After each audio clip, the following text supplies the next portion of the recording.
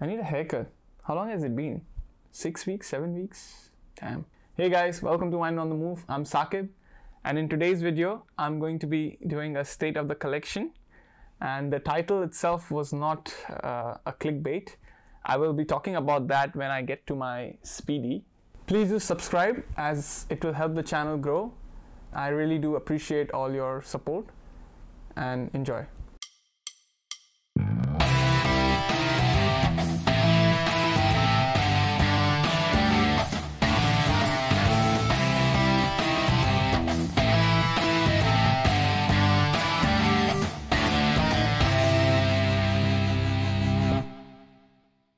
So before I begin my first state of the collection video, I think I should tell you guys like how I got into watches. So I seriously only started collecting like last year, like over the last year. The first time I really got interested in watches was when I saw the 2011, I think it was, the King Power Hublot Big Bang for Manchester United. It was a limited edition of 500 pieces at the time, and although I don't like Hublot anymore, no offense to Hublot fans, and that watch was a monster of a watch, 48mm, and I would never wear such a watch today. But that's the watch that got me into not watches but interested in a particular watch. So that's the earliest memory I have. So I'm not going to say that I was into watches since I was a kid, just to get that out of the way. So let's begin. The first watch is the Casio F91W.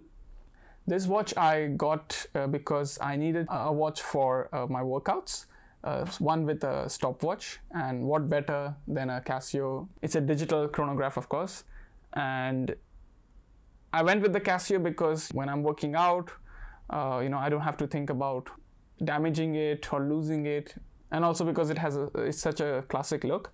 And I also wear it sometimes on the weekends, just as a casual wear. The next one is also a Casio. Looks similar. I don't really know what the reference is for this watch. I just saw it in the store window once, and I thought it was a very funky looking watch. So I got it, and I wear it on the weekends sometimes. And I love it. It's gold plated. Let me know in the comments down below if you know what the reference is for this watch. So these are two of my Casios that I have in my collection. The next watch is the HMT. For those of you who do not know about this brand, it's actually a brand that was from India, and it shut down its operations in 2016. It was one of the oldest watch manufacturers in India. I bought this particular watch for the movement itself because I had a green dial HMT Janata, which I was servicing it, and it needed a pallet fork, a replacement pallet fork. So I went out and bought this watch just for the movement. I've still to get around to putting the pallet fork in this one and basically repairing this one because I prefer the green dial. So yeah, those are my two HMT watches or dials. So the next two watches are something that holds sentimental value to me. The first one is my father's watch. It's a Philippe Morali. I do not know anything about this brand. I did some online searches on the brand, and it just came out to nothing. Basically, I don't think it exists anymore.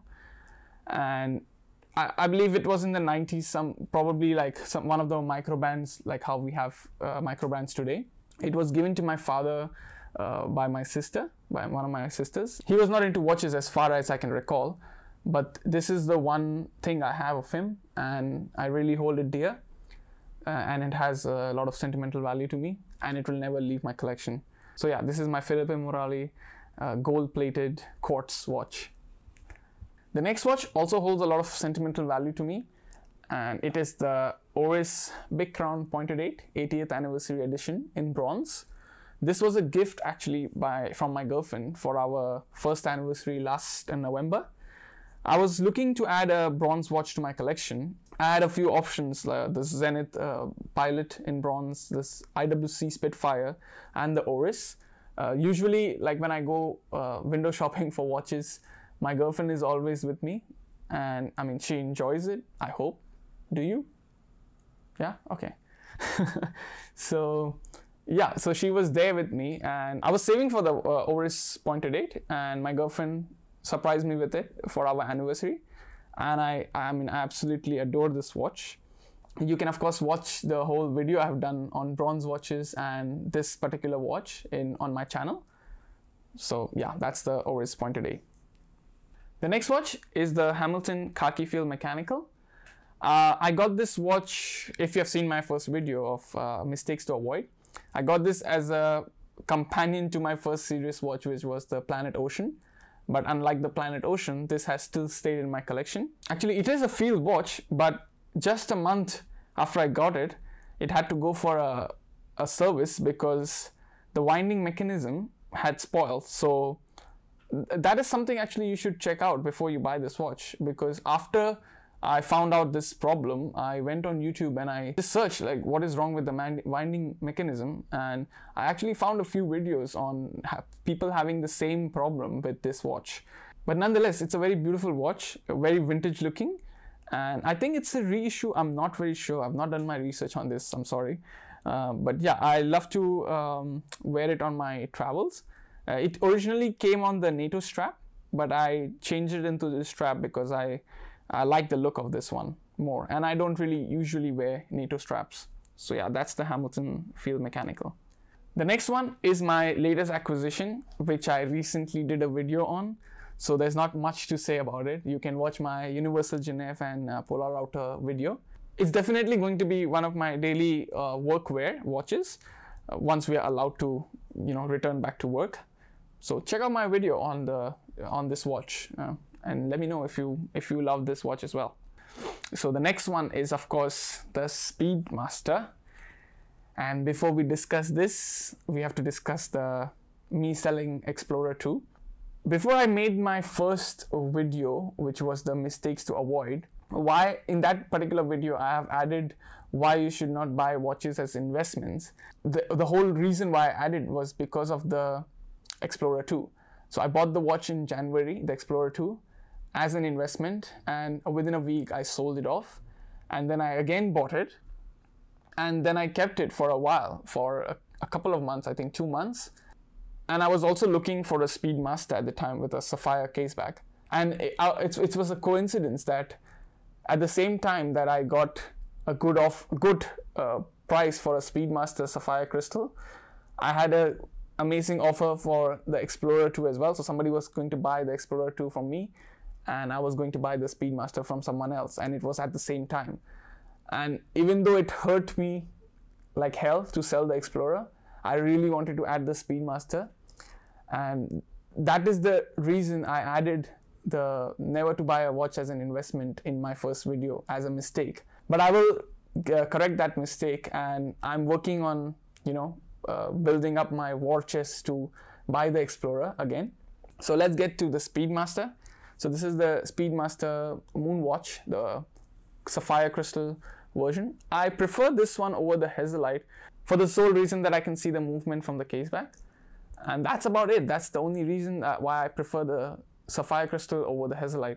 And what more can be said about the Moon Watch? I mean, it's an iconic watch. It's a beautiful looking watch, and it's amazing how many straps it can take. Like any strap goes with a Moon Watch.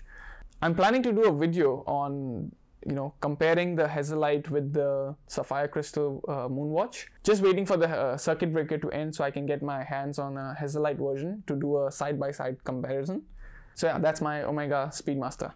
And the final watch in my collection is the Rolex Submariner 114060. I've also done a full video on this. It's on my channel. There's not much more I can say about this watch than it's an iconic watch. It's so comfortable.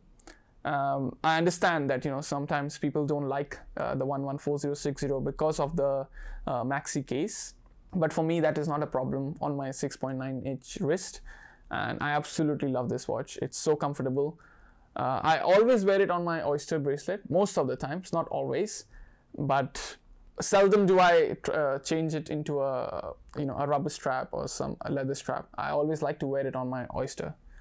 So yeah, that's my Rolex Submariner.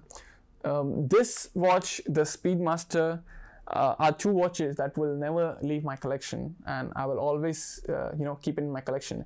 I spoke about in my first video that you should have an idea of how you want to build your collection. So I believe for myself, I want to have a 10 watch collection, like a proper serious 10 watch collection. This does not include the Casios and the Hamiltons. So I feel that the two watches I've already included in those 10 watches, and these two watches I will never sell, is the Speedmaster and the Submariner. And this is the foundation that I've built. And the third watch that I'm going to add, which I feel that I absolutely love, having had it twice, is the Explorer II. And that is a perfect addition, the next addition to my collection, because then I'll have a chronograph, a diver, and a GMT. And GMT is like my favorite complication, and I only hope to, go forward and build a beautiful collection that I can enjoy and be proud of. Let me know in the comments down below what you think of my collection, and also what are your favorite watches in your collection. Please do hit the like button if you enjoyed this video, and also follow me on Instagram at WineItOnTheMove. Until next time, cheers.